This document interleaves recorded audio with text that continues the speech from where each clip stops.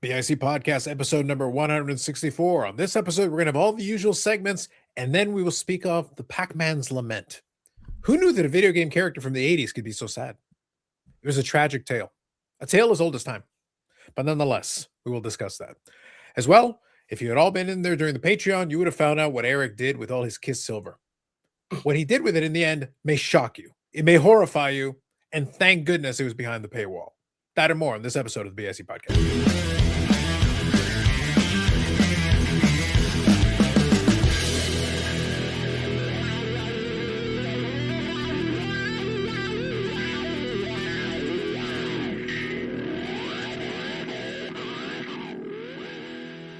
Here under the watchful eyes of Brett Favre.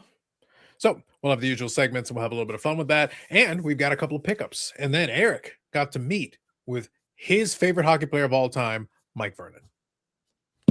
Wonderful. More of that on Friday. It'll be spectacular. Anyway, moving on. So let's talk about some comments from last week's episode. So Dr. Copernicus had a couple of comments in there. First one was, how long did the Leaf have the license for the NFL? So I actually did hit up a little bit of the Google machine, Brandon, because I remembered some of it, but there had been some weirdness with the brand changing. Obviously, it changed owners multiple times. So just to give everybody a little background, and by the way, I might have missed a couple, so feel free to correct me in the comment section. That's fine. But the OG Leaf was in the 40s. So in football, they had a couple of football cards in the 40s. So a few sets as far as those 40s Leaf sets, they had a little bit of football in there. Then it was under the Donruss brands. And then they were bought by Playoff and became Donruss Playoff LP, basically. And then they were sold to Panini. So in the course of several runs there, they had licensed stuff included in it. And then they came back in the early 2000s under Playoff.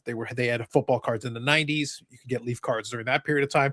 And then the current Leaf is the formerly owned by Brian Gray Company, which obviously is unlicensed. So that's a completely different. It's a whole mixed bag story all over the place as the ownership kept changing. Just keep falling.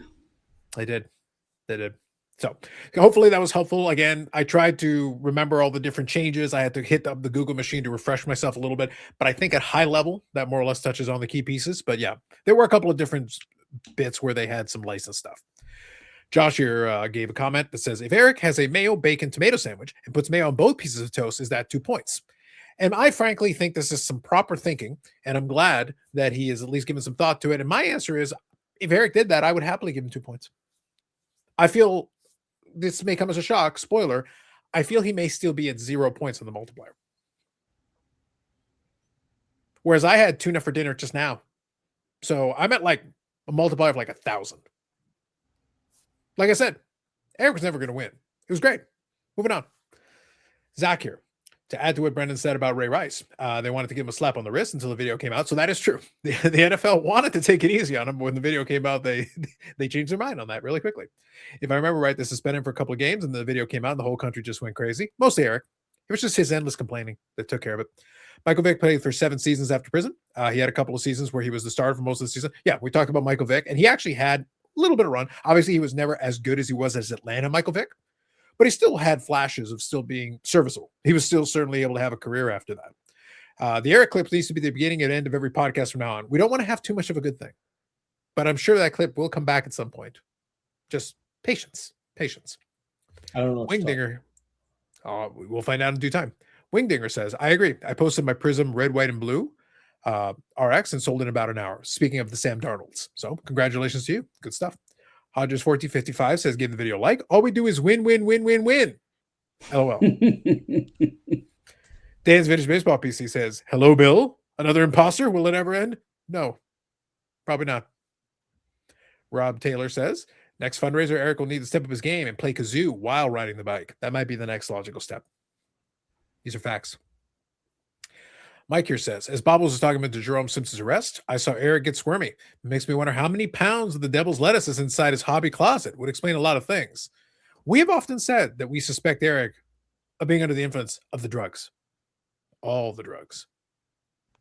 And I appreciate you including devil's lettuce in there. Thank you. Oren Card says, bravo, Octavio. The Shore auto is good. And then Dr. Copernicus' second comment here says, can we vote for the silly card of the week here? If so, why aren't these folks voting? Also, how can one not vote for Rich Gannon? For the integrity of the voting, Dr. Copernicus, we have to stick to the community post. Everyone can click on the community post. That is where we count all the votes. It is the only true democracy in this world. And out of respect, we got to make sure we stick to the official place where the post is shown. Then you can vote for whichever one you want, but you got to stick to the official place. Speaking of, now that I've gone through the comments, thank you, everybody. Feel free to put in comments in there. We do read them in the following episode. So let's talk about the silly card of the week, and let's get everything on there. So we had 36 votes. So, guys, I got the post up a little early this time. I'm going to need you to pick up the voting next time. But nonetheless, we count every single vote. So here it is.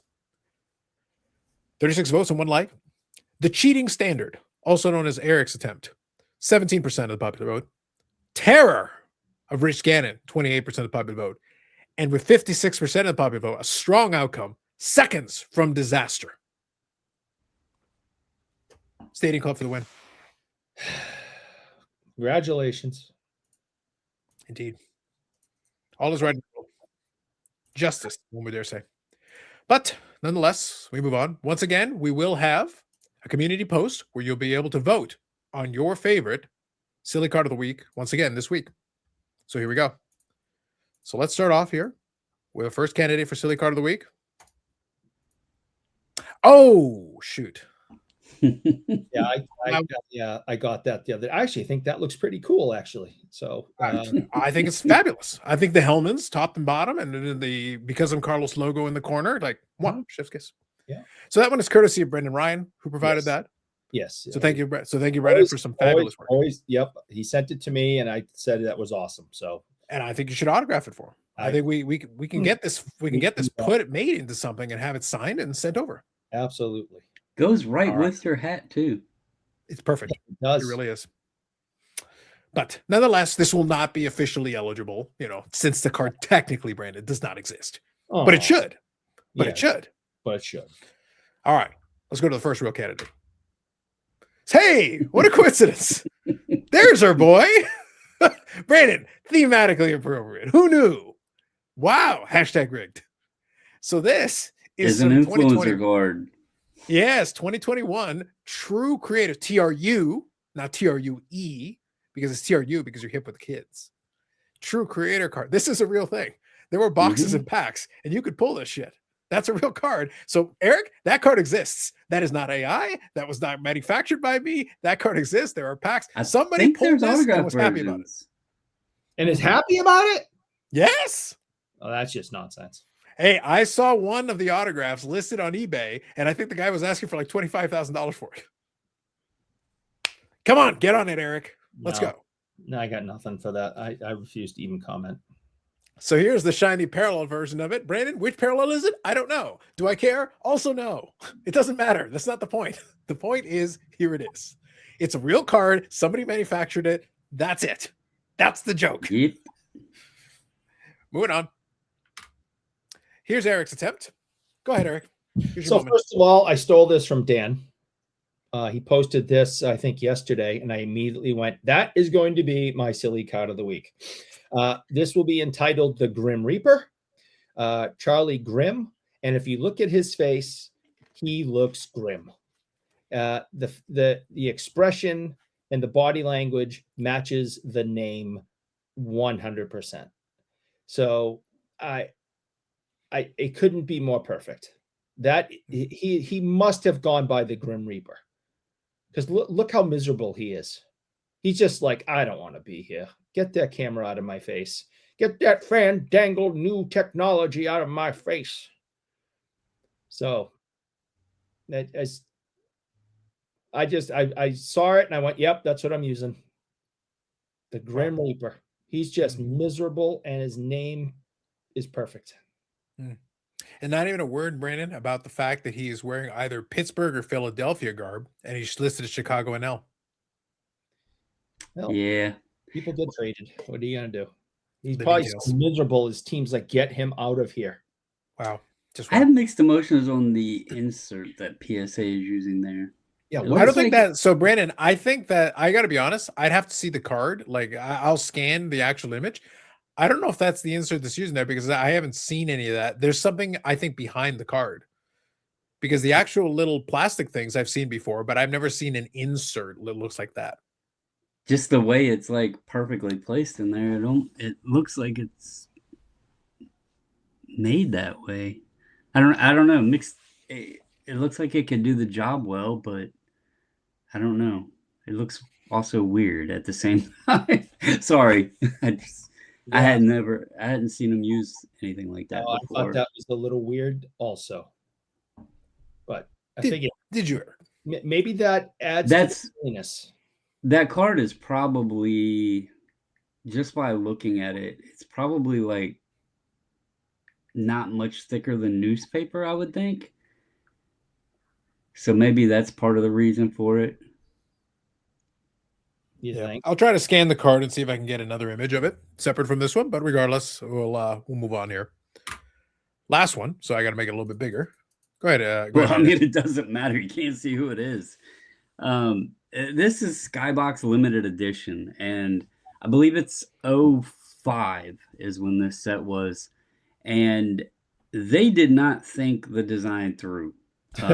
This is Yao Ming, game worn jersey relic, and because of the design and the fact that they just basically used the regular image and just cut a box out right in the middle of the card, it literally just cut Yao's face completely out. So not the brightest of designs on this one. Stupid. I can't believe that you would have an issue with the vaunted box face man variation. Yeah. Well known in the hobby, box face man. Like, it happens. It is what it is. But yes, that will be included as part of a community post. You will be able to make your selection. All votes are counted. It is the only true democracy in this world. Have at it. You let us know what the silly card of the week is. So now, that said, I think it is time for some pickups. So what I'm going to do, Brandon, is you're welcome to select anything you like, but I'm going to let Eric go first because he has a passionate moment about his personal audience and autograph signing with Mike Vernon. But before we get to that, I do want to thank Eric in advance because he did send me the image. Unfortunately, he wasn't able to get me the autograph of Mike Vernon that I wanted, but he did get me an autograph of Regine Lemonin. And I was very happy that he was able to include that. It was very nice of him. And I don't know how he got it shipped so fast. He got it expedited, but it was great. I think it's great. And the inscription, wow. I can't believe it. It's like the penmanship, Brandon. The penmanship is exquisite. That, kids, take notes. That's how you sign an autograph. And you see, when you put in quotation marks, you don't put Eric in quotation marks. You put a phrase like, I love Mayo. That's what you put in quotation so that everybody knows it's a quote. I love Mayo. He did abbreviate his last name, though. A little disappointed in that part of the signature. Yeah, I don't think I had enough room on that picture for him to write it out in full. You know, this is his short name. Yeah. Nickname. So, like, I think it's wonderful. And Eric, I want to thank you. That was a very thoughtful gift. Thank you for that. All right, jackass. Let's move on. Fear our AI overlords. Fear them. Yes. Anyone who watches, this nonsense for any length of time realizes that Reggie Lemonin, the former goalie of the Boston Bruins, Calgary Flames, and Atlanta Flames, and the Philadelphia Flyers, they know that he is my favorite player. And I've met Reggie many times, but it's been a long time since I've met him. And we called him up and asked him to come down to the shop to sign a few things for the shop and about, 70 things for me. I've had this collection for so long, and just to be able to put it in front of him with a pen and just go nuts, and to talk to him and hang out with him for about an hour was a lot of fun. So, so they always say never meet your heroes. Well, do it if they're a good guy, and Reggie's a good guy. So I had a lot of fun. Some of the things that I asked him to sign, I'll start with this. Gave him a really thin black pen and asked him to sign his stick card. All right. So there's 100 of these. I have 2 of them, and this was the smoother wood of the 2. And I thought that'd be kind of cool to have him sign. And so he went ahead and did that. I had Marcel do the same thing a couple of years ago, and it was the material was a little rougher, so the autograph wasn't as nice. But since this was so smooth, I thought that would work, and it did. So I was pretty happy about that. For those who might follow him on Instagram or other social media, Glenn Barracuda makes custom cards. And this is Reggie's rookie year card when he got drafted by the Flyers in '74. And so he made this custom card. He made 4 of them. One I was to give to Reggie, which I did. One has to be mailed back to Glenn, which I will do.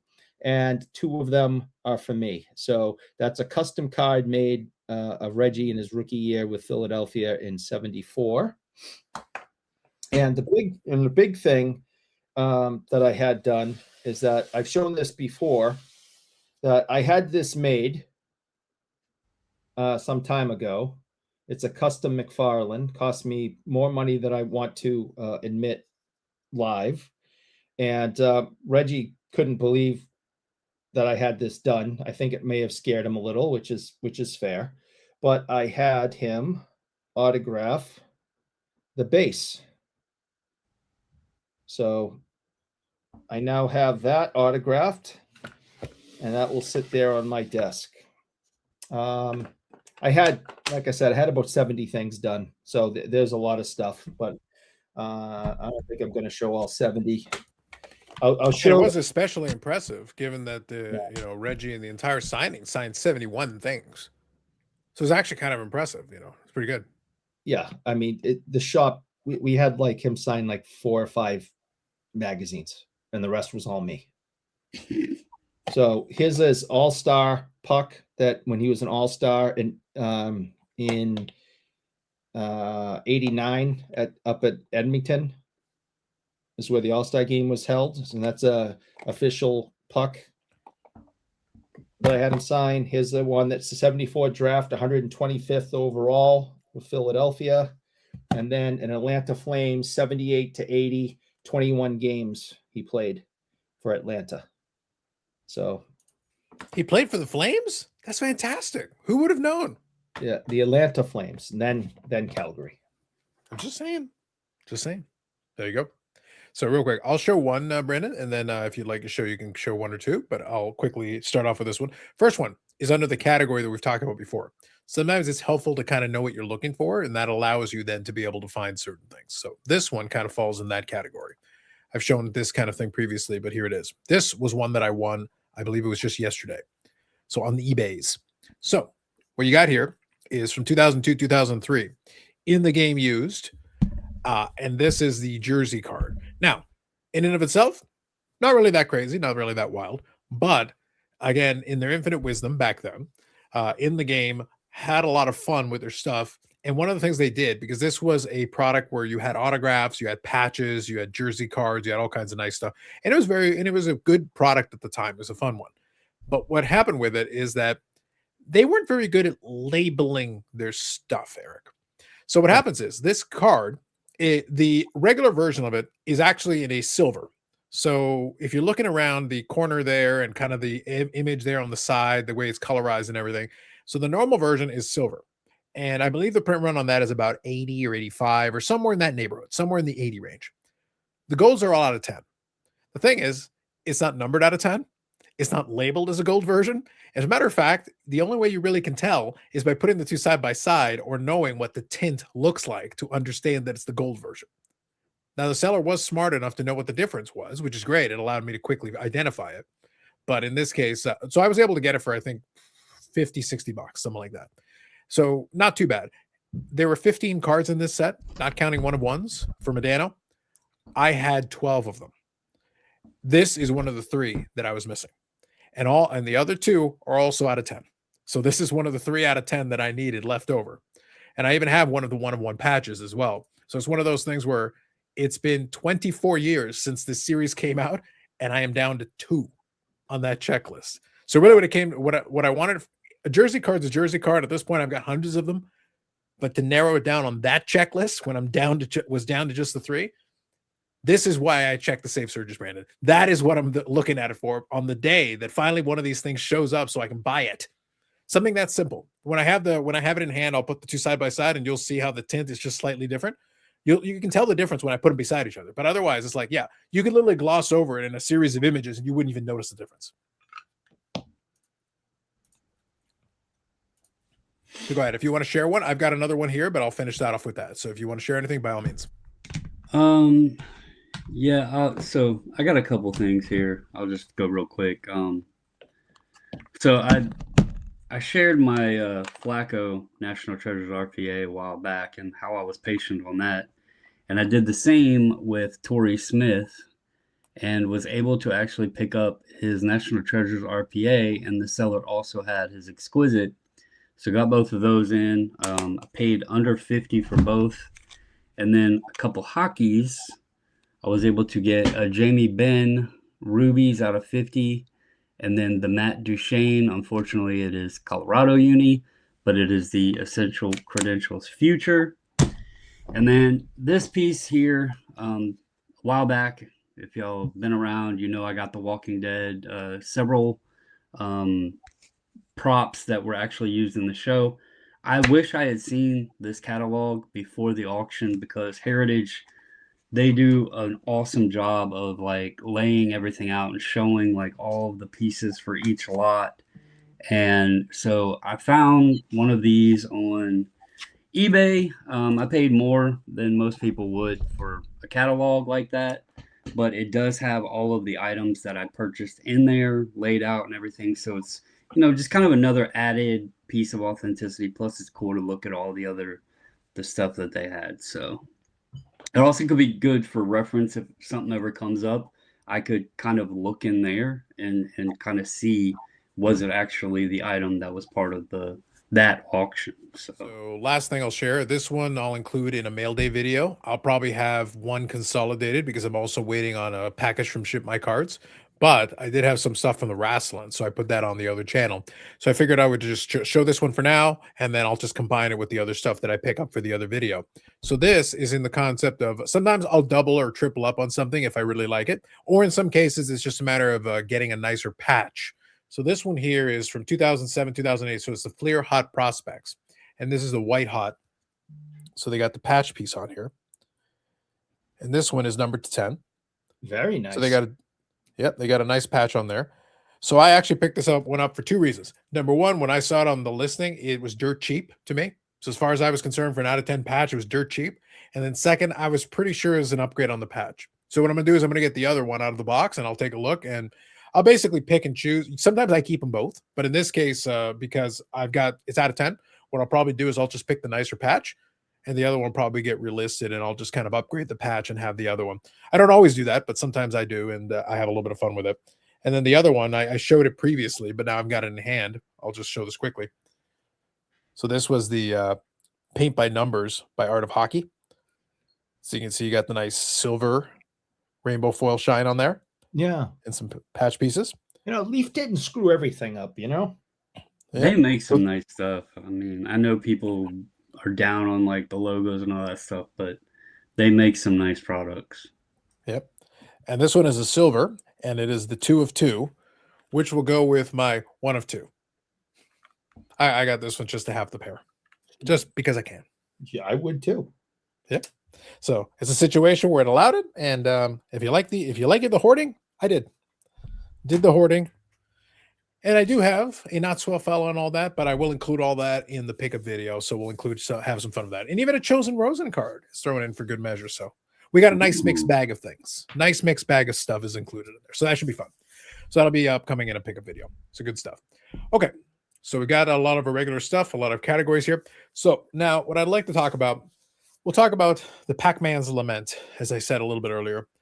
I do want to take a different angle on this than a lot of folks, because by the time we're recording this and by the time this uploads, there'll be like 50 videos in your feed about this already. So, and I've listened to a bunch of them already as we speak. So as we talk about this, Eric, I feel it'll be appropriate to have visual accompaniment. So let's go with this. See, Eric, nobody else has that. Nobody has that. Just saying. And Brandon, it plays in the silly card of the week of series. You see, synergies, Brandon. Synergies. It's a beautiful thing. So here's the thing. Let me give you the high level, and then really quickly, I want to talk about a different angle than a lot of people have been talking about it. So that Packman is one of the biggest, content creators in the sports card space. They've got over 300,000 subscribers to the YouTube channel. So it's a massive breaking channel. And I'll get back to that in a minute. This is important. This is why we're going to distinguish this conversation from a lot of the other ones that I was listening to, because I really don't give a crap about the video that came out was talking about kind of Topps Midnight. And it was this very expensive product, especially compared to what it is, in terms of what you get. And it was him on a whatnot break, basically desperately kind of trying to cajole people into buying it and doing everything but guaranteeing that it was a good value proposition. Again, we can touch on that again in a moment. The issue was that he was basically, as the kids would say, Brandon, crashing out. He was doing a whole thing.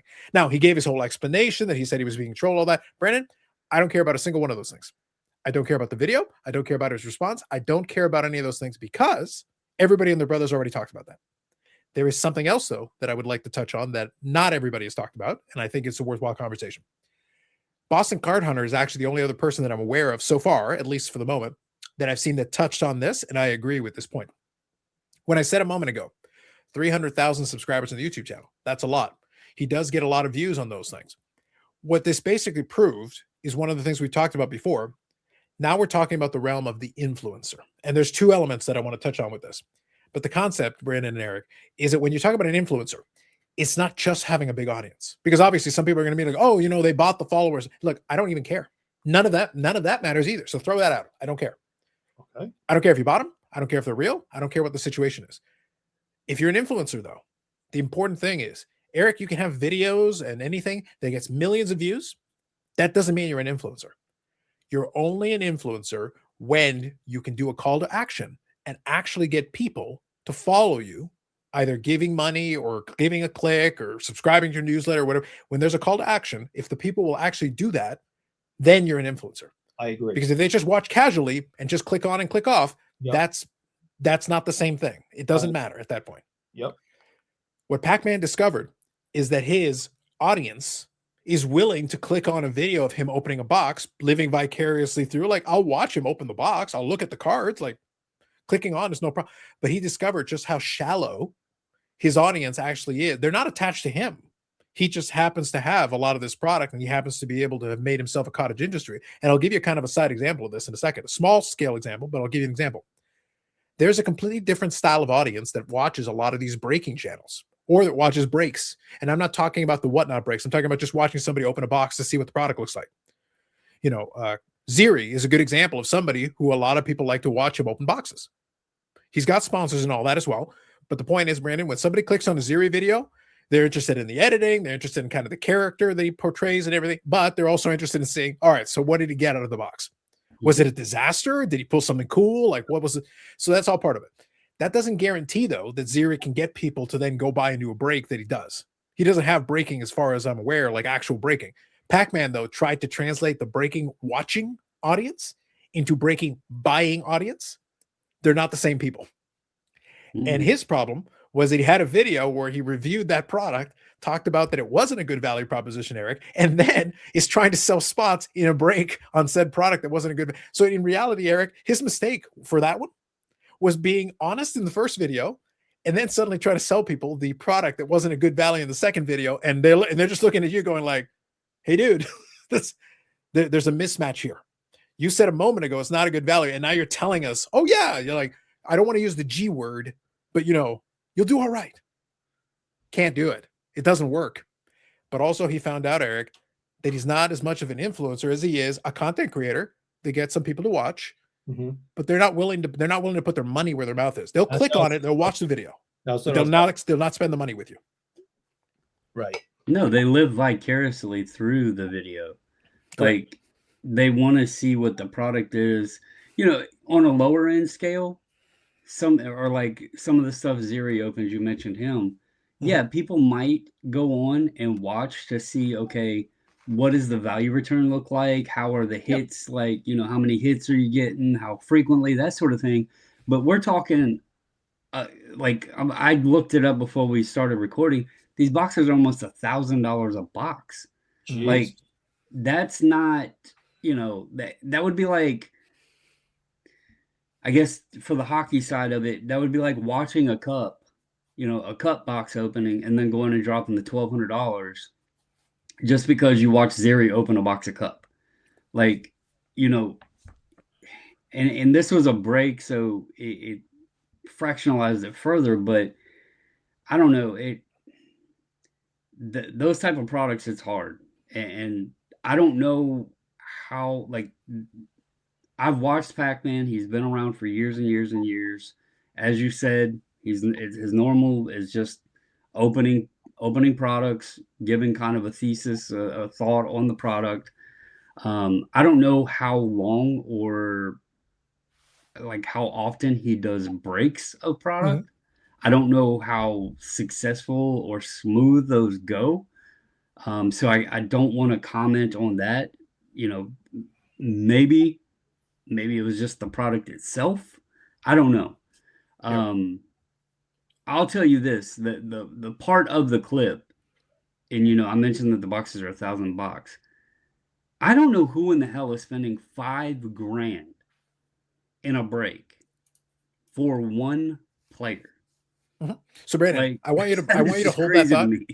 Brandon, hold that thought, because I actually do want to touch on that. That to me is a separate. That's why I say I want to take a different angle than everybody else. Everybody else focus on the crash out. Everybody else focus on like the desperation, the pleading.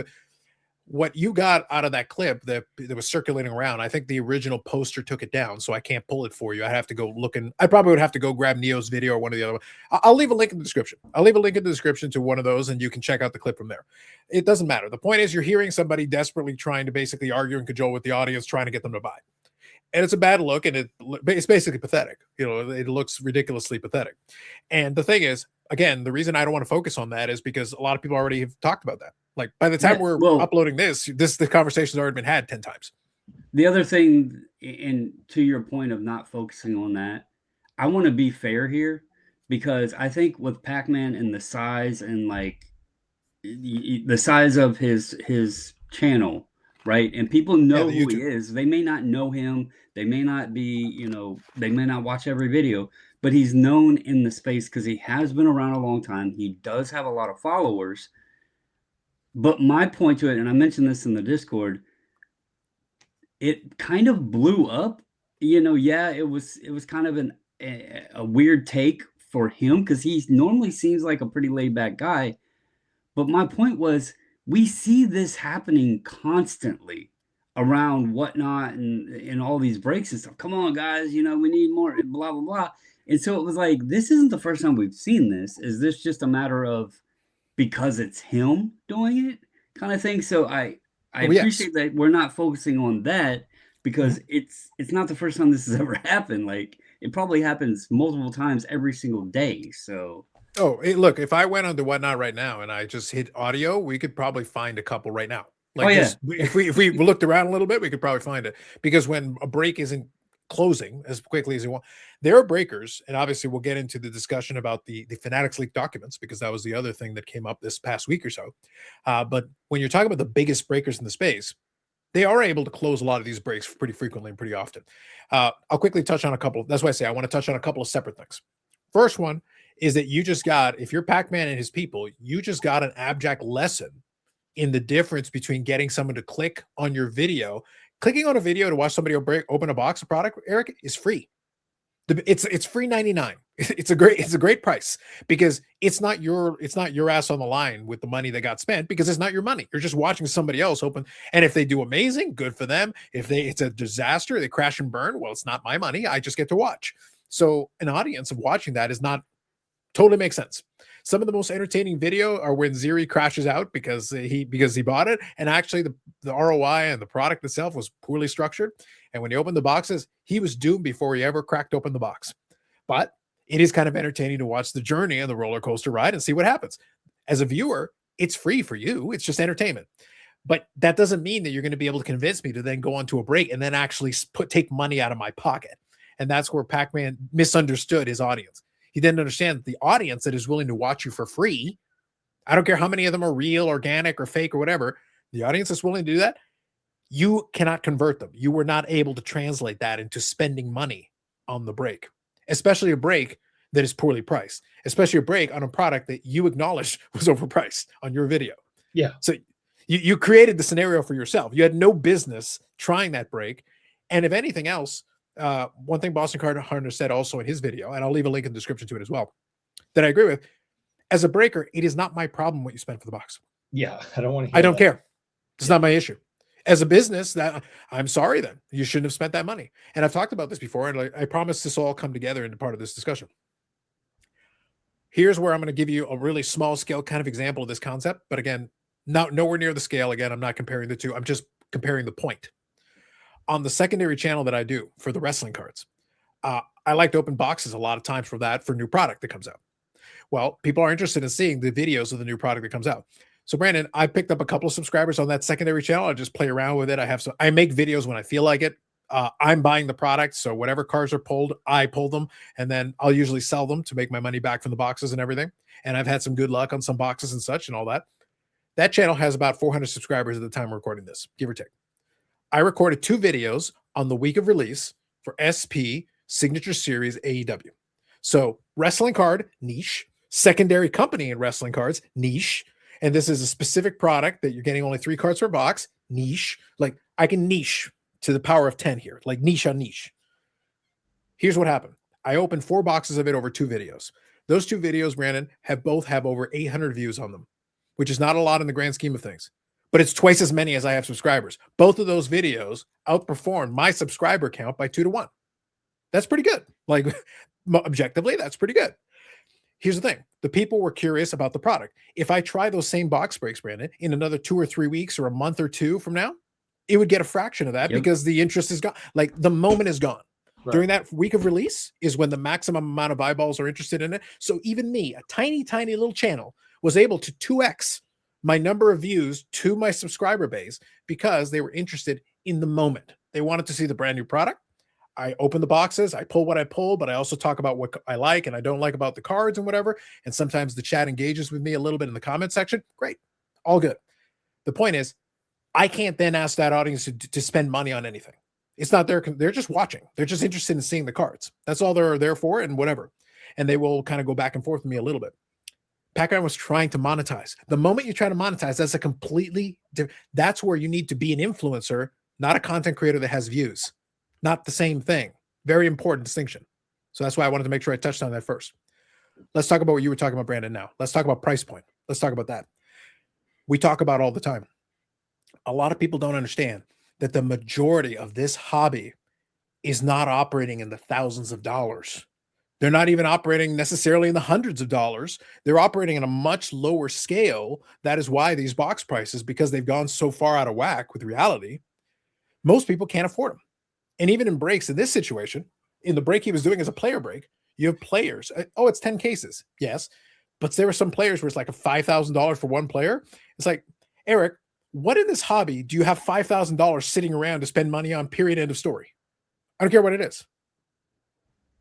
Yeah. To risk it. Very few people, very few people have that. Yeah.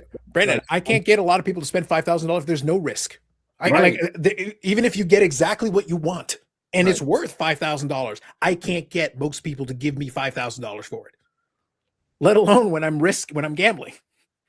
So, and I am. And if I'm participating in a break, I am gambling because if I'm doing one player, you can open 10 cases and totally get skunked. 100%. You could literally come out of it with 0. The idea that sometimes you get in a break, you can come out with something. Yes, you're right. Sometimes you can come out with something, but that's where the price point has to match, Brandon. This is the most important piece of this puzzle. Some of the most successful breaks that I had on that secondary channel, Brandon, were when the product sat on the shelves for a while. It collected dust. And then what happened is I swooped in, Eric, like a wholesaler. And I said, I didn't just buy it below retail, Eric. I bought it below cost. Because at that point, the dealer was like, listen, man, if you take all of it, you can have it below cost. And I said, well, at that price point, Eric, now this is a lot more interesting for me because I'm going to open all the boxes. I'm not doing a break with anybody. I'm not doing a break for anybody. I'm going to open it myself. And here's the thing, Eric, if it's far enough below cost, I was able to sell the singles profitably. Oh, right. If you decrease my costs, so this is the opposite of the Pacman situation. Pacman bought it on the secondary market. So already the price point started here, and now you're buying it at this, and now you're hoping that your influence will allow you then to sell it at a premium. Good luck, man. game over. Like you're already, and then on top of it, you're on record on video as having said the product is kind of a meh price up proposition. You're done. This conversation is. Do I have to bring Eric? I can bring back the Pac-Man vaporizing picture from a second ago. Pac-Man is eating that card and it is getting pixelated. Eric, you saw it. Pac-Man is scarfing it down, and the Pac-Man is not holding up. No. So like right there. He's getting pixelated, Eric. It's getting consumed. Pac-Man on Pac-Man crime. my point is this. Like all I'm getting at here. The price point still matters. When we're talking about breaks, when we're talking about singles, when we're talking about anything you want in this business from a collector. Forget about business. We want to talk about collectors. The price still matters, Eric. There is a price point at which certain things will make sense for people. And when you get past that price point, I don't care how many followers you have. I don't care what angle, and I don't care how desperately you plead. I don't care if it's trolls. No one is going to feel bad for you. No one. Because you bought it at a bad price point, and then you're trying to sell people a bad proposition, a bad ROI product at an inflated price. And you're hoping to get away with it. And of course, Eric, it's not going to look good for you. And it's just going to explode in your face. So I'm trying to remember on the clip, and if I am incorrect, I apologize. I believe the player was Dylan Harper. Yeah, I think so. That it was a 5,000, and it sounded weird to me to begin with that you're going to put a price up and then allow offers or whatever. So now you're in this negotiation thing. Yeah. Well, with the whatnot thing, Brandon, you have two options. You can put a price and do offers, or you can do it as an auction. Usually, a lot of the breakers, to be honest, a lot of the breakers who do fill their stuff will go to auctions because then you let the market figure it out. I was just curious. So I went to Terapeak here, and there's been 2 breaks of Dylan Harper player breaks, 3 case player breaks. One did auction for $1,050. One did auction for $1,025. So if this was a 10 case break, 3.5x that, you're at, what is that, $3,500, and he was asking $5,000. Yep. So right there, we're already a little. It's a price gouge. It's a price gouge. Yeah. It's 100% a price gouge. Yeah. And then I'm looking at the cards, and the most expensive one that is sold. Now, obviously, this product's still new, but the most expensive one that is sold is $775. Who in the hell would drop $5,000? Like, you would have to get a good amount of cards if they're selling at sub 1,000 to make your money back and feel comfortable with that.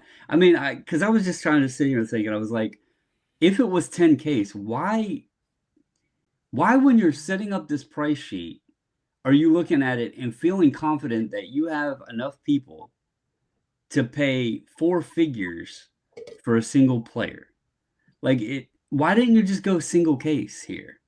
Then that makes that spot 500. That's still a lot of cash to be thrown out for one player, but although you're substantially reducing the amount of boxes and the amount of chances, you're also making it easier for someone to have an entryway into it.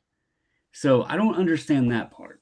Like, well, what you're describing is, if we take this as a high level theme here, what you're describing is a misunderstanding in the marketplace.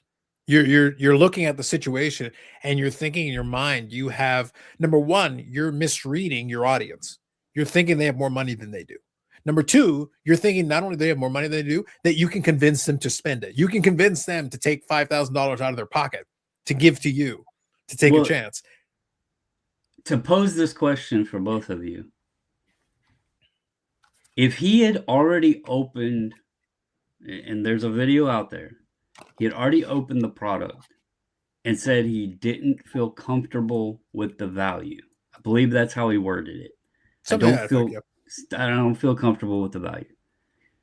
Could this potentially have been, let's do it all and get rid of this shit before it crashes? Could that have been the reason? But he did add a sequence.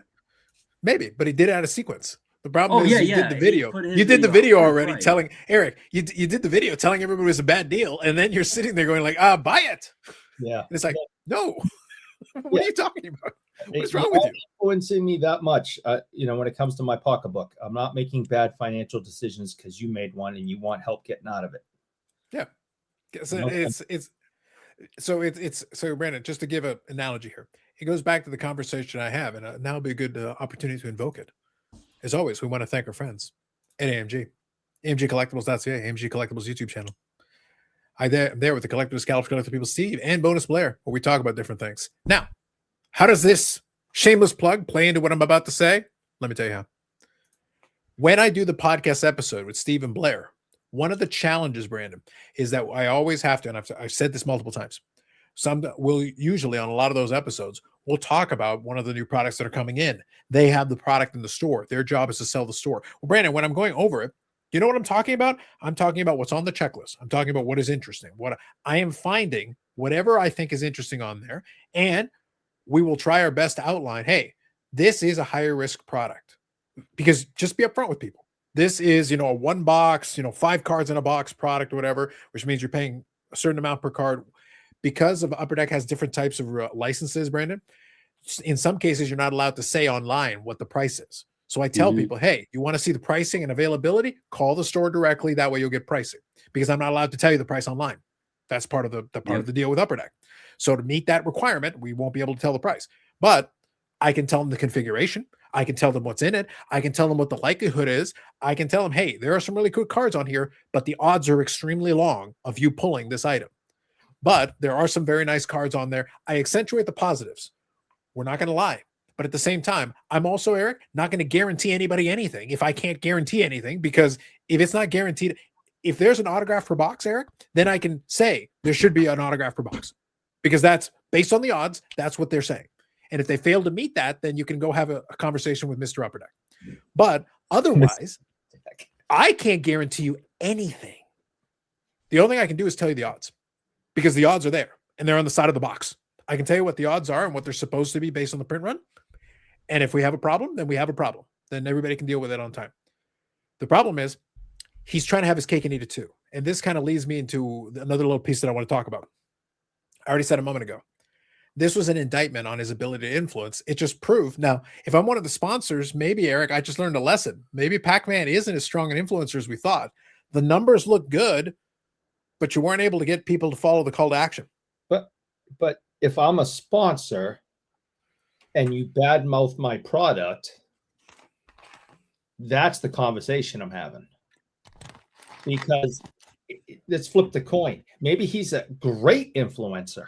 Maybe he's the greatest influencer ever.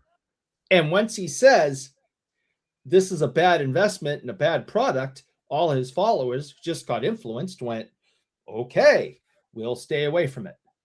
Well, if I'm giving him boxes for free or at a huge discount and supporting his channel, I'm a little upset by the comments you're making about the product. We're giving you this deal or giving you free stuff so you could push our product and tell everybody it's fantastic.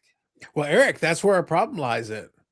Per Pacman's own discussion and statement, he didn't get the boxes through the special door. He had to go buy it on the secondary market. So, Eric, you're not giving me shit. So if I'm not getting shit, you know what? Then we'll talk about it. So this is the point I want to make. So here's my comment. So Brandon, just so you understand my point that I'm making with this, I gave the AMG example because I said they have products that come in the store. My job in that situation is to help them review it. In the review, we talk about the facts. We talk about the odds are. We talk about what the cards are and what they're not. We stick to the facts in that situation, because obviously the product hasn't come out yet. We can't speak to what cards in hand because we don't have them. But my point is that when you put yourself in Pacman's situation, I don't think it's the best idea for him to be in the breaking business when you're also a breaking channel where you're opening the product. Why? Because then you are reviewing the product in a different way. When I'm reviewing the product, Eric, I'm going over the spec sheet. I'm going over the odds. I'm sticking to the facts. This is what it looks like based on what I have. I haven't told you the set is the greatest thing since sliced bread because I can't. I haven't seen it yet. No opinion, just facts. Yeah, just sticking strictly to, hey, that card looks pretty cool, which is subjective. I can say that. I think it looks pretty cool. but I'm not giving you a value proposition recommendation. I'm not telling you if it's a good deal. I'm not telling you if it's a bad deal. We'll stick to what we know. The moment, though, you open the box and you are now giving a critique on the product, and then you're also trying to sell the product, you put yourself in a very awkward situation because you have two choices. You can look at it and say, this is a good value proposition. This is a bad value proposition. And Eric, I do that. When I open those AEW boxes, I like the cards, but I think the price point's too high. I've said those words multiple times, many times. I pay for the boxes, Eric. I bought it. I can say whatever the hell I want in whatever manner I see fit. And I'll give my critiques. But then if I go and do a break, Eric, and I tell you I think it's overpriced, and then I'm trying to sell the boxes, I put myself in a very awkward position because now I'm contradicting myself. I'm saying it's too expensive, but not for you. I think it's perfectly priced for you. Wait a minute. How does that work? I've, and you mentioned this in passing a little bit ago at the beginning of this conversation, but you could go on Whatnot right now and hear this type of philosophy. Yeah. I have, back when I had the app, before I blackballed them and tried to encourage the entire world to blackball them, I would pop around and listen to different, shows and things, and people would be yelling like angrily at the audience because the breaker, the seller, whatever you want to call them, at the, however they're doing it at that moment, put the card up, starting at $1, and it's worth $50, and it only sold for $5, and somehow it's screaming and blaming the audience and saying this is bullshit and you people are screwing me, and and it's like, do you have mental health issues? If you want $50 for the card, start it at $50. You started at $1, people are not going to bid against themselves or hope that other people are going to outbid them. It's like, my bid was $2. No one else outbid me. Send me the card. And I'd see this because then that entertained me. I remember this one incident in particular. It entertained me. So I watched for a while and it kept happening. And the guy was just getting angrier and crazier and unhinged and threatening to not do Whatnot anymore, which is like, okay. What do you always like to say? Don't threaten me with a good time. Mm-hmm. Some of these people don't get it. They don't understand how this works. They don't understand that we as consumers want to keep money in our pocket, and them as sellers, they want to get the money out of our pocket and then blame us for not handing it over willfully. And it's some of these people are out of their minds and they're silly. And I actually got entertained that one specific night. I was watching this Whatnot seller just lose their shit and Sure. angrily yell at the customers to bid more and threatening to give up Whatnot and never sell cards again if people didn't start spending more money. Mm-hmm. It's like you're nuts. Mm-hmm. Yeah, no, I think it's fair. Now, I think to bring it around full circle, what I was thinking about, what I was referring to a moment ago, and the reason I brought it up that way is that the moment you try to become both the reviewer and the restaurateur, if you will, like when you put yourself in that position where you're both the person critiquing again, you have an audience for opening boxes and talking about the product. There is an audience for that. Like, it's proven out. Like, there's multiple examples of people successfully pulling this off.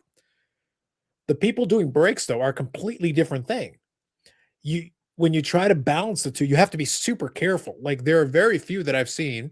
There are some that I think do a decent job. I think the key with them is that they will show the product and talk about what they like and don't like about it. Like I said a moment ago. So, like, Run Good Life would be an example of that. He's got his YouTube channel. He'll open up boxes of a product.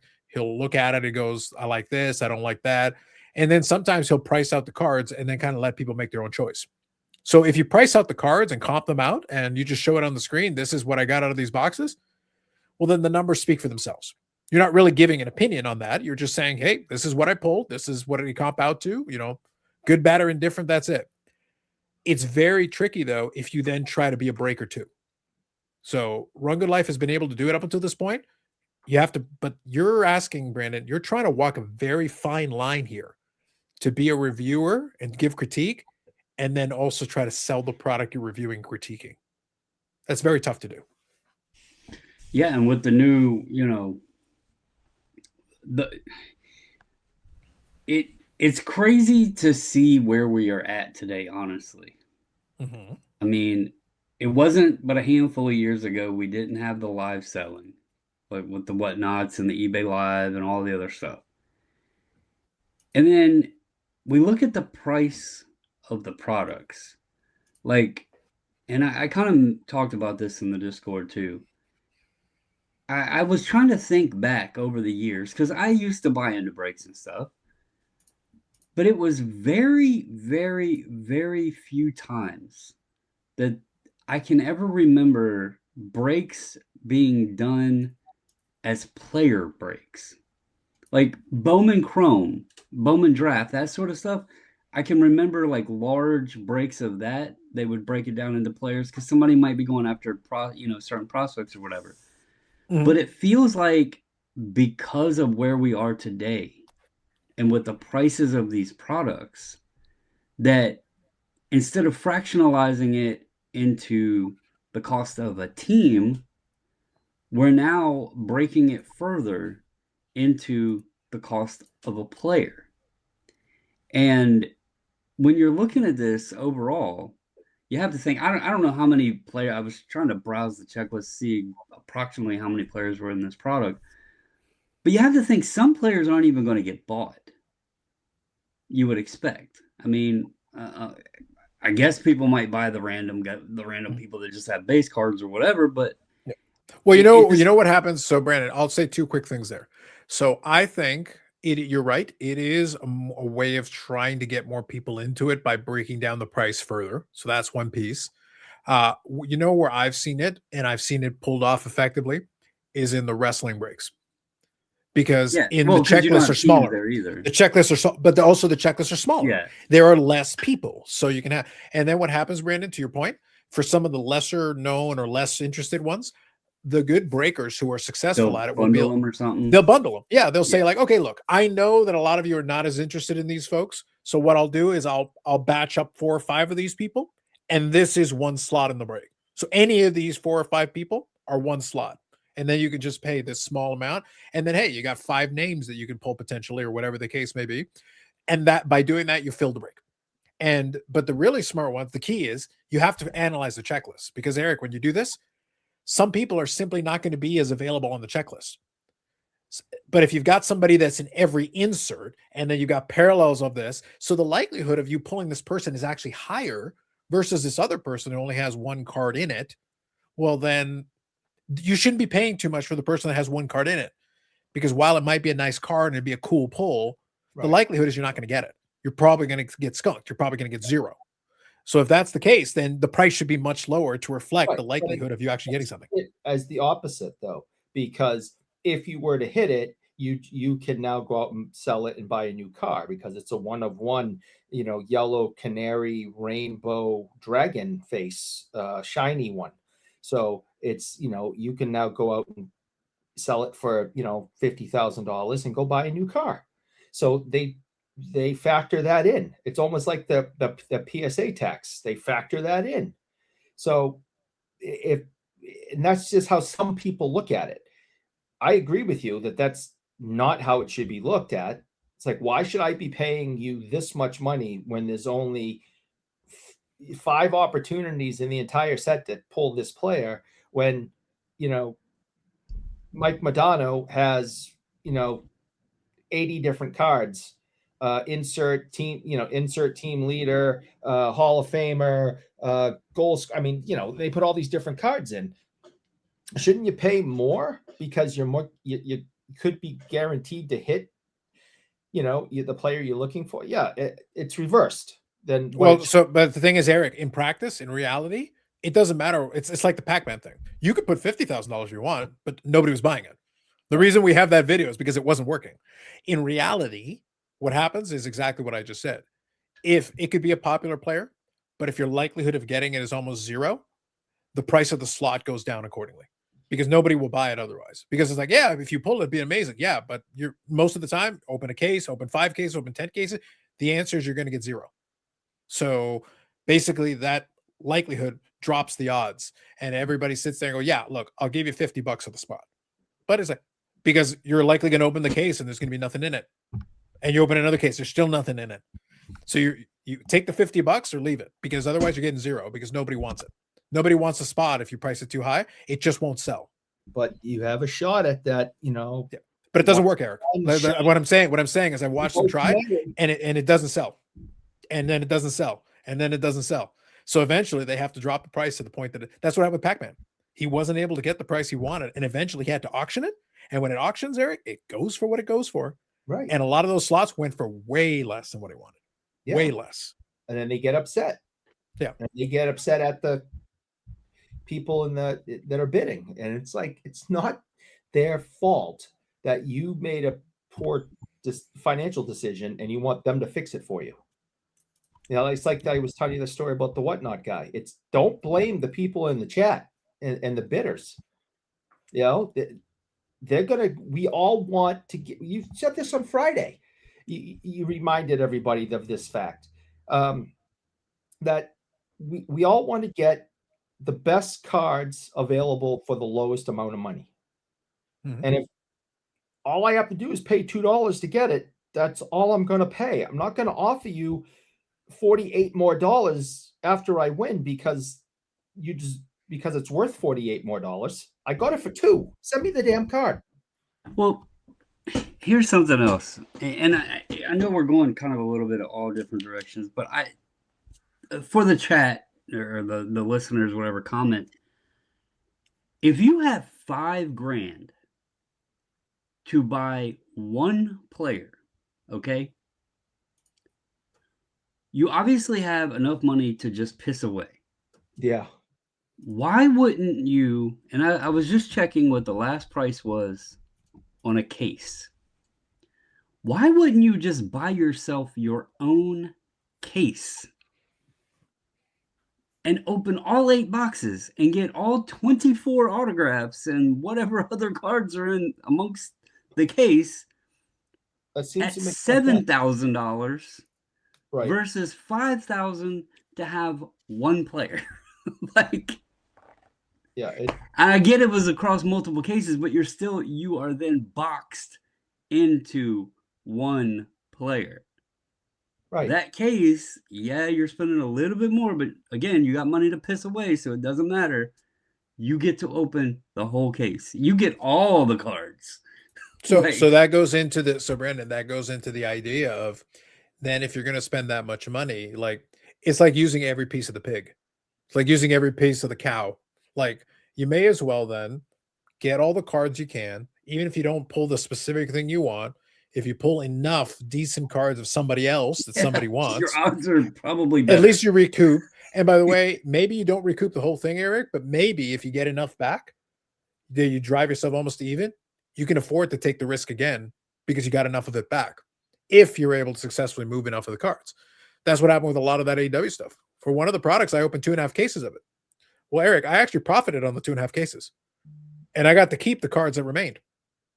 So overall, now, the key was the product fell to a price point where I was able to buy it, in some cases, below cost. The below cost is the key point of the... Brandon, you win the deal on the purchase. The purchase price... I don't care if the card's $1,000. I don't care if the card's $10. You can make money if the purchase price was correct. Oh, the card's only $10. I paid $1. It's what I do every day. Yeah, it's what I do every day. It's the purchase price that matters. That's the most important piece. Because if you buy $1,000 card, Eric, and it's $1,000, oh man, but you paid $990 for it. Okay, maybe you made $10, but that's a shitty business deal, Eric. I don't want to pay $990 to make $10. No. That's a terrible margin. That's an atrocious margin. I don't like that. If that's all I'm going to do, Eric, I would rather pay $10 and buy a $20 card and I still make $10, but I feel a lot better about it. It's the same $10. What's the difference, Brandon? I mean, the difference is my risk outlay was much lower. Right. and I still made my $10. If you know that you're going to make the $10 lickety split, then, fine. But I don't want 900, whatever you said, $90 sitting out there in the wilderness for a while until I can sell and get my 990 plus my 10 and say, yeah, I made $10, but I was out 990 for 3 months. No. That's no and that and Brandon, the more expensive the card becomes, the smaller the pool of buyers becomes. So Right. now you're looking for a very specific person, because if the card is $10 and it's a nice card and people like it, I'm more likely to be able to find somebody that'd be interested in buying it off of me, and that shouldn't be a problem. But if it's $1,000, yes, it still might be a really cool card. People still might be interested in it, but not everybody has $1,000 sitting around. They're just willing to drop on a piece of cardboard, no matter what it is. Just to prove your point, right now Drake May is huge, especially here in New England. We have, we must have the most Drake May cards in all of New England for sale. I mean, we got an entire case filled with these things. It's crazy how many we have. We've been buying them up like nuts. We're selling. They're going out the door. Like everybody that comes, you got Drake May, We're selling them like crazy. We got the $15 ones, $20 ones, the $40 ones, the $50 ones, the $100 ones. They are flying out the door. You know what isn't? The $6,000 National Treasure graded. That's been sitting there for quite a while now, because $6,000 is a lot of money. Yep. But that's what it's worth. And someone's, especially if he wins next week, some big fish is really going to want to drop $6,000 on it. But the 15, the 20, the 40, the 50, the hundreds, can't keep them in stock. They are blowing out the door. Yeah. There is a buyer. So, Brandon, this can be a conversation we can revisit later, because it's a very good general topic. There is a buyer for almost everything at every price point. But what you're discovering, and so closing off the discussion on the Pacman thing, what Pacman discovered is that they tried to go beyond the price point that people were willing to go, and they discover what happens. The whole fuck around and find out. Well, he did that. He found out. He found out that you don't have the stroke, you don't have the influence to get the big players with the real money to spend just because of the Pacman name. It didn't work. So, and then you come off looking like a complete douchebag on camera and have to make excuses and by the way, it could have been trolls, by the way, because what not trolls, Eric? Is that a thing? Yes, it is. Totally. Like the platform encourages it. The platform welcomes these people to come in. Is a troll. Yeah. So the bottom line, though, just to put a point on this, it all comes back to the same point. There is a price point at which a lot of this stuff is sellable. The key is finding out what that price point is. And if you were able to get it at the right price, in this case, if you're buying at market value, you're already behind the 8 ball. The margin would have been if you had the track. If the Fanatics overlords had blessed you and given you wholesale pricing, then maybe you got a shot. Because automatically, Brandon, that gives you a little bit of leeway to be able to keep the price point, and maybe you got a shot. By the way, it's still way too expensive. As far as I'm concerned, for that type of product, it's just too expensive.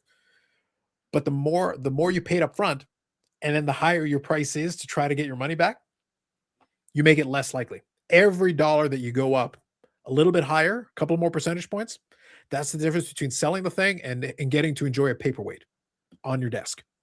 What do you think our ceiling is for, just in general? Because, we can look at this instance and we're seeing the numbers being thrown out, but it just feels like every time we think that something is crazy price. Anybody remember, what was it? Topps Transcendent back in the day? That was like the big product, and it had this invitation to go to a dinner with like Hank Aaron and stuff like that there and everything. What was that, $15,000? We're seeing boxes come out for that now. And like, I don't know where it ends. Like, it's crazy to think. And hell, we haven't even gotten like a dynasty basketball or anything like that where it's one card per box. What the hell are those going to go for? It's crazy. Well, what we're doing, here's the thing though. Again, we can revisit this conversation because I'm happy to have it. The thing is, I don't mind any of those things, Eric, and for one very good reason. I don't care what the price point is. You're going to test the market. You're going to find out. That's why I say, like, you will find out, because here's the ultimate answer. If it's too high, it sits. And if it sits, eventually somebody to try to get, because remember, liquidity is a big thing in this market. It's only it doesn't matter how much money how much money is there on paper. It's your ability to move and get the money back in, because you're buying this product. Oh, it's worth so much. Okay, but I need to sell it to somebody. If I don't sell it to somebody, I don't get the money. The potential is irrelevant. It's about how much I can convert. Before we were hitting, so if you had all followed on the Patreon, there is no Patreon. If you had all listened in the pre-show, we were briefly having a conversation about silver and gold and all that stuff. And because I've been watching some of again, Eric, the sports card YouTube has been letting me down, so I've been watching other stuff. But can I give you a quick analogy that actually plays into this completely? Are you going to tell me that it's my fault because I took out the KISS coins and that? No, that's a given. That's a given. We're just assuming that I'm moving beyond. I'm ready as a people, Eric, to move beyond that. Okay. For the moment, here's my point. The silver price went like this. It went parabolic in a very short period of time. It shot up like a rocket. Like if you go look at the chart, it shot up like a rocket for a while now. But then really, since the beginning of the year, basically, it shot up like a rocket. And then suddenly, boom, torpedoed. I'm not going to sit here and have a conversation with you about the whys, the whats. Trust me, if you want to go hang out on YouTube, you got plenty of theories out there. That's not the point. The point is, as the price kept going up, Eric, something counterintuitive happened, which makes sense given what we were just talking about. I promise I'm going to bring it back around to what we were just talking about. Something counterintuitive happened. So in theory, Eric, if you're a dealer in this, a bullion dealer or a coin shop or whatever, and you got this stuff, so you had bought it at a certain price point and it's shooting up like a rocket. And ironically, even as the prices go up, Brandon, some people were sitting there they were FOMOing and they're like, oh shit, I got to buy before the price quadruples, quintuples, and goes to the moon. Mars and Uranus goes all the way there. So they would come and buy. So the problem is, Eric, almost as quickly as they were buying, other people would come in. Oh shit, I'm going to cash out some of my profits here. I'm going to cash in some gains. So they would come in to try to sell. Well, Eric, this is a cash game. So what you're doing here is the person that is selling to you wants cash money right now. Lock it in. Let's go. And then the buyers are coming in. Well, the problem, Eric, on paper, it sounds like, oh, great, this should be like the super profitable time. Well, the problem is, if the cash inflows don't match the outflows, if there's suddenly a discount, it doesn't take much if too many people are selling to you at the same time because there's so much money to be made, all of a sudden you're like, either A, I can't buy it right now, or B, I got to offer you less. Why would they do that? Because they don't want so much. They need the buying to catch up to the selling so they can get enough cash in to be able to pay what they're buying. And then all of a sudden they're like, so you're either short on the material or you're short on cash. Both are bad. Both scenarios are terrible. That's a cash-based system and a cash-based business. What do you think card shops have been doing the last several years, even as the pandemic boom happened and everything? Those boxes are getting more expensive. So now I'm bringing it all the way back around. Those boxes kept getting more expensive, Brandon. I kept having to give the distributor or whoever more and more money to buy product. And not all of it is easily sellable. Not all of it is very good. But I have to buy it. Brandon, if I have to spend $25,000 to buy these cases and they don't sell right away, the $25,000 is sitting there in a bunch of boxes on a pallet that I can't move. Yep. Then when you come to me and say, hey, I want to sell this to you, I don't have the cash. But if I bought that thing, I could actually make money on it right now, but I don't have the cash, Brandon. So where do I get the cash? Maybe I have to borrow. Yep. And those boxes are still sitting there. And I got opportunity cost. And I got these bills coming in, Eric, and the money that I borrowed is bearing interest. I'm getting charged interest just to have enough money to keep the business going. In the meantime, I got to move these boxes. So eventually, Eric, I run into a horrible problem. If I sell these boxes right now at a discount to get them out the door, I'm selling at a loss. I'm losing money. Every single box that I sold, that sale is actually costing me money. But the alternative is not having enough cash to pay for what I need. But that's part of, in this hobby, especially like singles dealers and stuff that don't understand. Sometimes it's better to sell at a loss and recoup funds to purchase another opportunity that you know is profitable, because your gains overall could be higher than not purchasing and holding out to try to sell at cost or whatever. So people are afraid to move off of things because they've got this into it, but what they don't realize is taking a loss sometimes to get that money could open you up to purchasing another opportunity that could be profitable.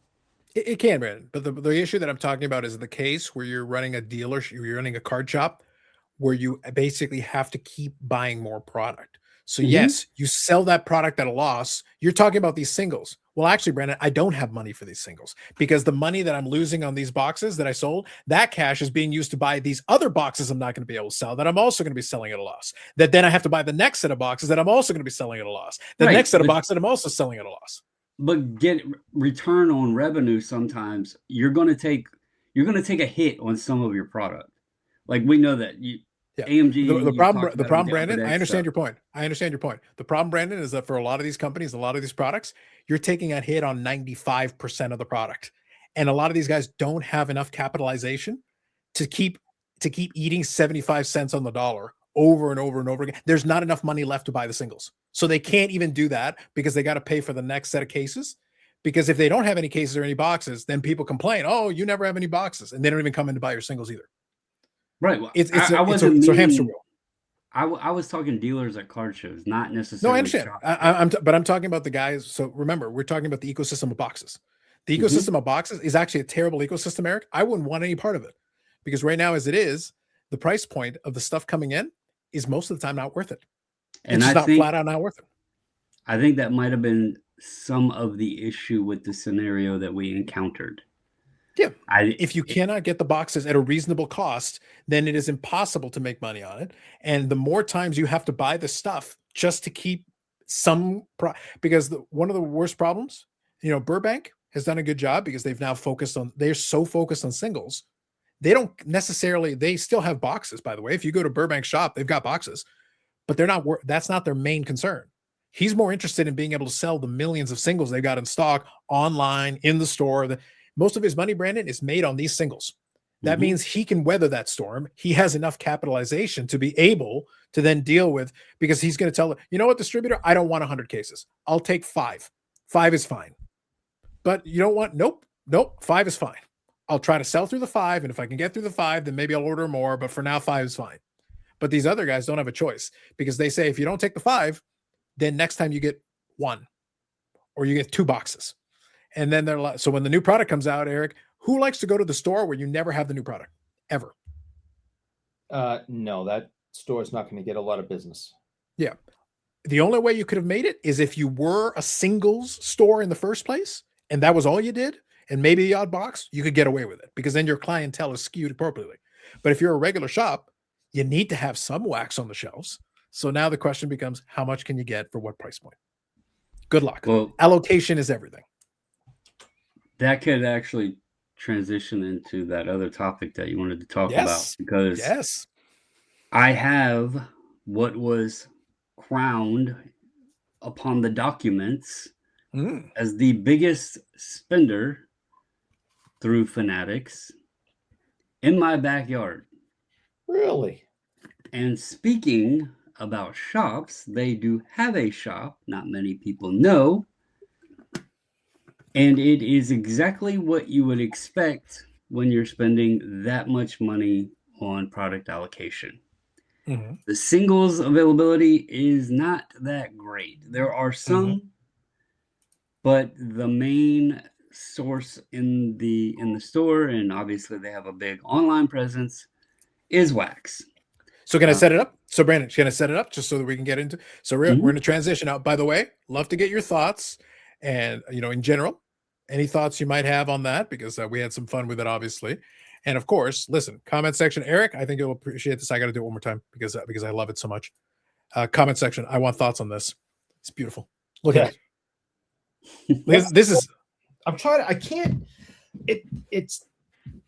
I want to be able to sing the Packman song. Oh, Packman Fever, right? Remember that song? Yes. Back from the 80s, Packman Fever. I wish we could overlay that with the song Packman Fever. Here's one question. Is that a power dot or a ghost? Hey, listen, let the comment section figure it out. I'm just saying, I want some appreciation because, listen, all right, we must respect our AI overlords before they destroy us. Let's have a moment for the AI overlords on that one. Eric, I gave it the prompt, but it gave me exactly what I wanted and more. It was everything I could have asked for. Beautiful thing. But yes.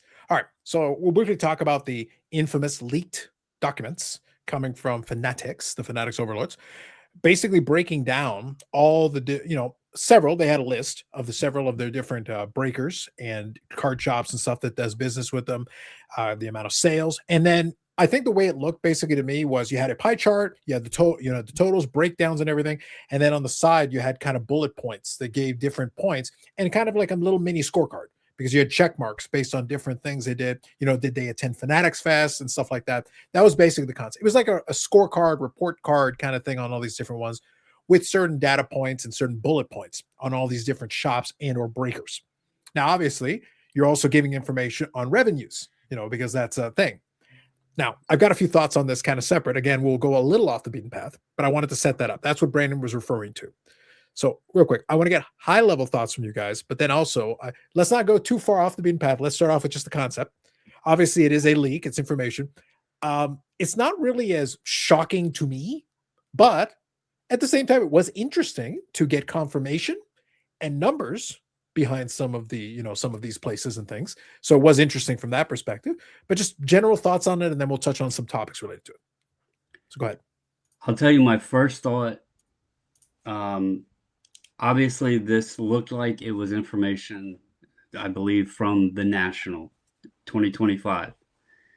My first thought is those numbers are going to jump because you have to think that is pre-basketball licensing, pre-football licensing, and that is, mainly held up by baseball product and then the bits of unlicensed that were floating around, and then whatever other, options that they had, like SpongeBob and all that stuff. If we're seeing numbers this high, with mainly just one sport, I guess you could, count F1 and all that if you wanted, but with one main sport having licensing and those were the numbers, we can already kind of see where things are heading. And Fanatics, I think their bank account's probably looking pretty good. What do you think, Eric? Any initial high-level thoughts, and then I'll fill in some information as we go.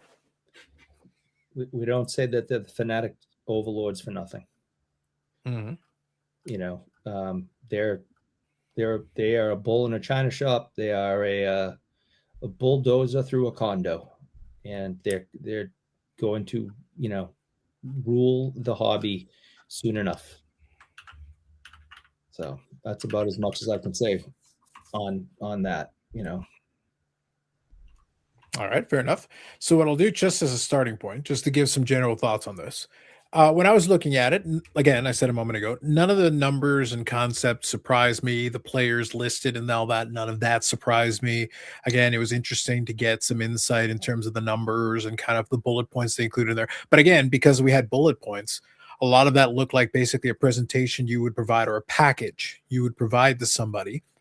Because it's high level stuff. You are getting numbers, you are getting a breakdown with the pie chart and everything, but it's almost like you would have like a symposium, a synopsis. You're at a gathering and you're showing everybody the information, comparing all this info so you can kind of flip through it.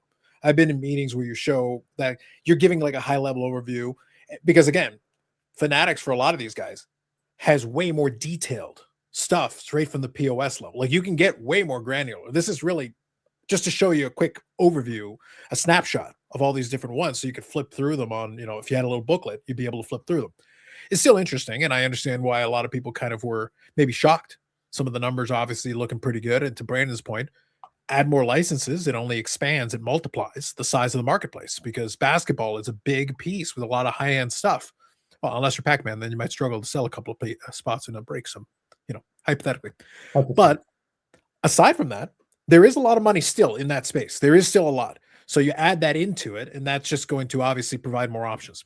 It is funneling into less and less bigger and bigger players. The numbers are growing. Your mom and pop shop is probably not going to get access to a lot of boxes comparatively to some of these guys. It's going to be these behemoths that are getting a lot of this stuff.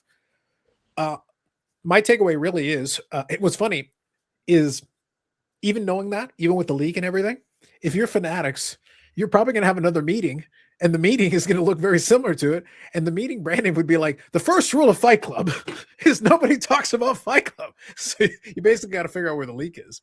But I don't think life has changed. It's interesting, but I don't think life has changed from that perspective of it. I just think it was maybe giving people some insight, appearing through the window to see some of the stuff that we're talking about and some of the numbers we're playing around with. Because really, it's just, again, packages like that and packets like that are kind of standard in a lot of industries when you're doing different kinds of comparisons, because you should be knowing who you're doing business with, how much money is going through.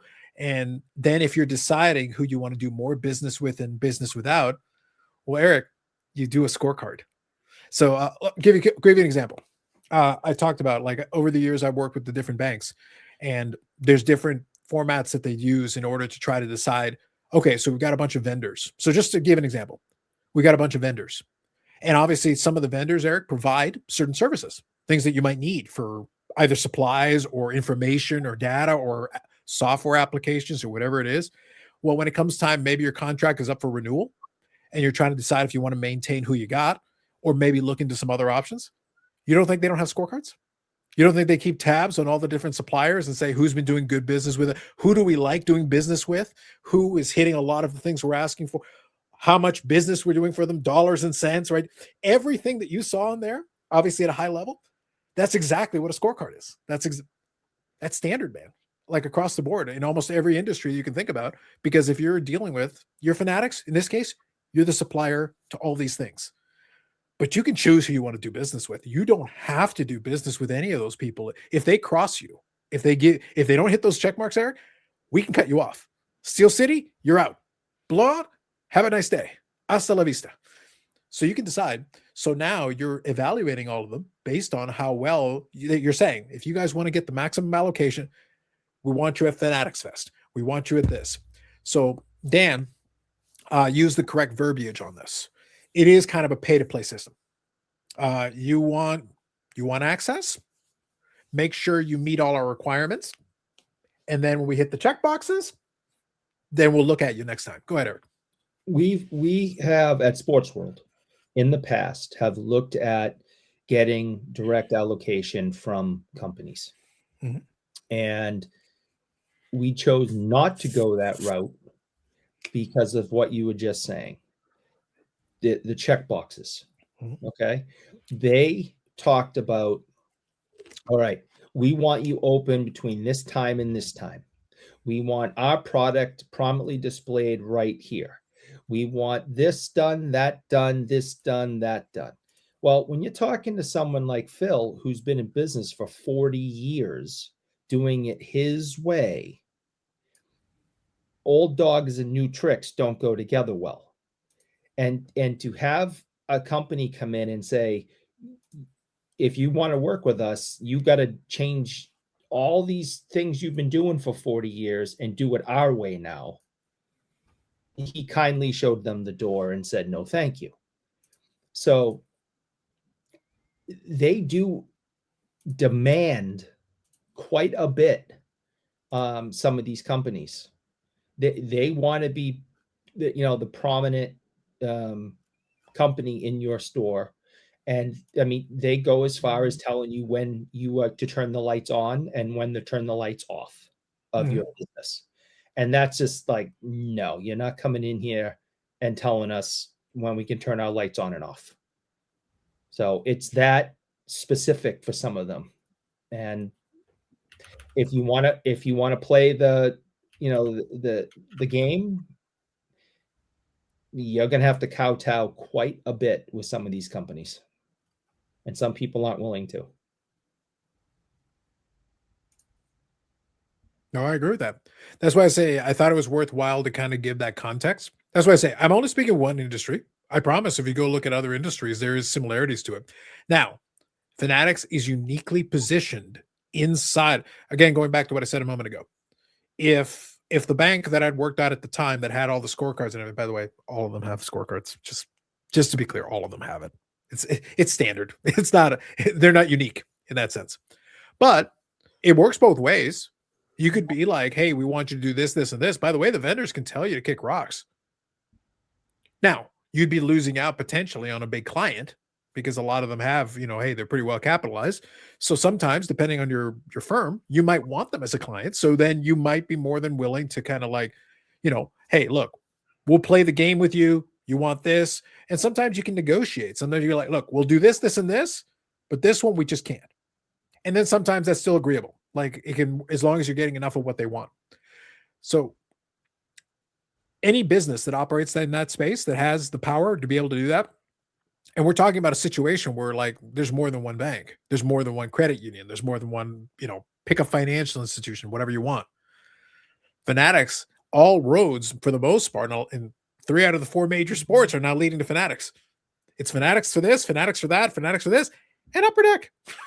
Yeah. We have to do it in that voice too. And Upper Deck. Hey guys, don't forget about us. Yeah, they're the other one. If you want your Mike Vernon cards, they got you. But the point is that the options are starting to shrink. You want your WWE cards. Sorry, that's Fanatics too. Fanatics/Tops for all that stuff. Basketball, football, baseball. Fanatics. So you want allocation on any of the things I just said? You got to kind of play or you can go through secondary market sources. You can buy the boxes in the secondary market, and then they'll be priced at whatever they're priced at that point. And then if you're a breaker, it's going to cost you more. You're going to have to then get into the begging and the pleading to try to get filled spots. That there's been no secret. That's actually the game that Fanatics is playing right now. They're controlling that market too by limiting the amount of product that they're allowing to hit the market space. They're withholding product. They're allocating certain amounts to the breakers on Fanatics Live and all that stuff. And so it's then creating a higher and inflated secondary market value to where folks that don't want to play in their game are going to have to pay up on it. So they're even figuring out ways to manipulate and control that market as well. So So that's why I say I kept it high level because I didn't feel like it warranted anything more elaborate. I don't think there's been any shocking revelations. I think for a lot of folks, maybe it's the first time they got a chance to see it. And maybe from that perspective, it's new. And maybe that's where it provides a lot of the surprise. But the secret cabal having meetings where they're looking over all these numbers and data, it's like, yeah. I'll be honest, I was most surprised that Blowout was the number one, because back in the day, they used to be, you heard a lot of people, I ordered this from Blowout, this, and I don't feel like I hear that as much now. So to see, and they weren't just number one, they were substantially number one. That kind of surprised me. So I don't know if they're supplying still a lot of the breakers. There was one that allegedly owes them over $1 million. So maybe they're still funneling out. They're acting as a distributor of sorts. They're purchasing it for Fanatics and then funneling it into the ecosystem to kitchen breakers or whatever you want to call them. But that was the biggest surprise to me, really, was that they were top, because I just don't hear their name, I feel like, as much as we used to. Yeah. And I think also we have to take into account that based on kind of a lot of the information included in there is a bit of a time delay, because I think that was produced, months ago at this point. So the numbers as we head into 2026 and beyond are going to change. It's going to shift around. A lot more stuff is being positioned towards the breakers. We know this. So the likelihood is more breakers would probably move further up that list. And that makes sense given where things are going. How that is dealt with going forward is going to be very interesting. It's kind of funny, Eric, because I do get a kick out of it, because I obviously watching a lot of it. I think some of the loudest voices in the space are the same ones who also say, don't buy unopened product, don't buy breaks, don't buy this. But then we're looking at the dollar amounts that are in there. It's like, they're not listening to you. Like, just so you know, like, you're yelling into the void. Like, obviously it's not affecting anything. So, and again, I even in this conversation, I was talking about, those AEW boxes I'm opening up. Brandon, that's Fanatics. That's not Upper Deck. And The stuff I'm buying, the AW stuff I'm buying, is an Upper Deck product. And again, I'm only buying a couple of boxes basically of each product for the most part. That's about it. So it's a drop in the bucket of a drop in the bucket of the second, tier player in this game, because they don't have a fraction of the amount of licenses they got. So for us, it's not really changing life one way or the other. But are the breakers part of the equation? Yes. But what's funny is, for all the people that say, "Oh, I don't participate in breakers," you seem awfully opinionated that on a segment that isn't really, it's not your segment. Then I'm not sure where the issue is for you. That's why I always think I like talking about it. I enjoy having conversations about it. But Brandon, I got to tell you, the people that like talking about this the most, beyond the people that have already stated they like talking about it, tend to be the people that participate in it the least, which is kind of interesting. Well, we've had that conversation before too, when it comes to like grading. I could, and I'm somewhat guilty of it. I could sit here for the next hour and talk about my distaste for grading and complain about this company and that company, and this is why, but I don't grade. I have no interest in sending cards in. It starts with just the United States Postal Service. I can't get a Christmas card 4 houses down without it getting lost, but you want me to send a Wayne Gretzky rookie card to California? No, it's not happening. But I don't grade. But I could sit here and I could badmouth grading and every single grading company and people who grade and why it's stupid and do. And your argument could be, but you don't grade. And I'd have to go, well, yeah, you're right. So, but Eric, that said, though, I will allow it if you want a badmouth tag. Go ahead. They are not fulfilling the promises that they made. That's very generous, Brandon. And it's quite generous. As beautiful as I believe their holders look, it has proven. I had an opinion. You can't say nah. I hate their slab. It's nothing to do with old man tag. It's nothing to do with AI. None of that. I hate their slab. Can I ask a question? Wait, can I ask a question? Hold on. Can I ask a question that kind of plays into the pre-show? So, Brandon, based on what we know about the brittleness of the coaster makers, yes, I was getting to that. What's more brittle? The coaster, us having impure thoughts about the coasters, or Eric having a thought about motion and getting hurt? They might be more brittle than Eric. It might. Yeah. I was getting to might. Eric, in the course of this conversation, 57,000 tag slabs just shattered. Yeah. Literally while we were yelling at each other. If you cannot pass SGC by now, you are not doing your damn job. Listen, they have not fulfilled the promises that were made. I would not recommend people send their cards to them. And as much as I believe, in my opinion, that they have gorgeous slabs, they're trash. We have proven on this show that they are trash. Mm-hmm. So looks can be deceiving, because I think they are absolutely gorgeous. No one asked you. I don't like the clear label. I think it's stupid. Love it. I think it's awesome. Love it. Absolutely awesome. This is you also put shit in a one-touch upside down. So Brandon, that's the reason Eric likes it. When the front top is so clear and see-through, Eric can't actually read what it says. So in his mind, he can pretend it's not even there. First of all cards should be graded like this anyway. That's how they should. See, Brandon, I had to include that last segment in there because it makes me feel good. It warms the cockles of my heart and the soft cockles of my heart. It's really great. It's pretty good. Clear goes with everything. Black and white goes with everything. Red and white does not go with everything. Why PSA is number one is beyond my comprehension. That's a whole nother story. Yeah. And on that bombshell. So hopefully you enjoyed. Last segment was a little bit more Friday-ish. We wanted to give you a little taste, a little flavor on the Friday. But look, bottom line on the two things. Feel free in the comment section. Let us know what you think about the Pacman thing. If you noticed, as I said during this discussion, we didn't take the same angle as everybody else. we weren't fixated on the crash out. I really don't care what he was saying. I watched the video. I know what it is. So like I said, I'll include a link in the description to a couple of the videos that talked about it. So I'll make sure we include that in there. Also try to include a video or two about the whole leaked documents thing. Again, wanted to take a little bit different take on it because I understand why people responded to it. But at the same time, I'm also wanted to point out that it is kind of a standard industry thing to put together packages like that. Fanatics is unique in the space that they've got so much market share and so much power in the space that what they think about all these different ones, it was interesting. Like, I'm not going to say no. It's 100% very interesting.